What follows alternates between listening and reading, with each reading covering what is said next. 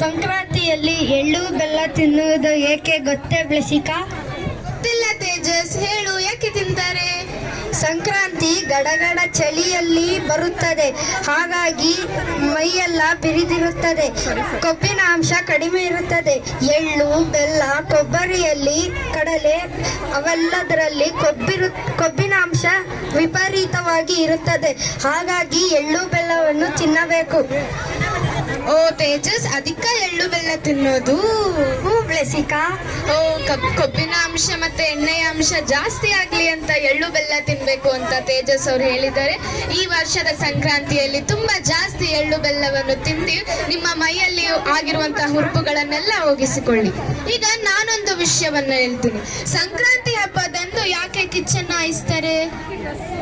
ಗೊತ್ತಿಲ್ಲ ಬ್ಲೆಸಿಕಾ. ನಾನು ಹೇಳ್ತೀನಿ. ಈ ಸಂಕ್ರಾಂತಿ ಹಬ್ಬ ದನ ಕರುಗಳ ಹಬ್ಬವಾಗಿದೆ. ವರ್ಷವಿಡೀ ದನ ಕರುಗಳು ಆ ರೈತರ ಹೊಲದಲ್ಲಿ ಗದ್ದೆಯಲ್ಲಿ ದುಡಿಮೆ ಮಾಡಿರುತ್ತದೆ.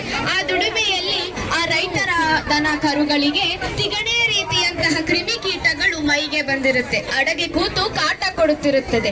ಯಾವಾಗ ಈ ಒಂದು ಕಿಚ್ಚನ್ನ ಹಾಯಿಸಿ ಬೆಂಕಿಯನ್ನ ಹಾಯಿಸಿ ಆ ದನ ಕರುಗಳನ್ನ ಅದರಲ್ಲಿ ಜಿಗಿಸಿದರೆ ಅಲ್ಲಿರುವಂತಹ ತಿಗಣೆ ಕ್ರಿಮಿಕೀಟಗಳಂತಹ ಕೀಟಗಳೆಲ್ಲ ತುಪ್ಪನೆ ಬಿದ್ದು ಅಲ್ಲಿ ಕಡಿಮೆ ಆಗುತ್ತದೆ.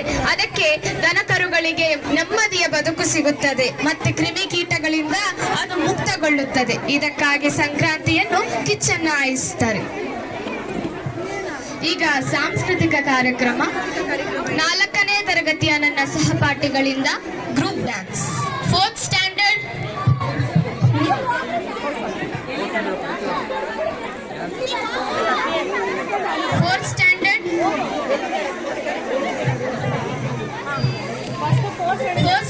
ವಿದ್ಯಾರ್ಥಿಗಳು ವೇದಿಕೆಯ ಮೇಲೆ ಬರಬೇಕೆಂದು ವಿನಂತಿಸಿಕೊಳ್ಳುತ್ತೇವೆ.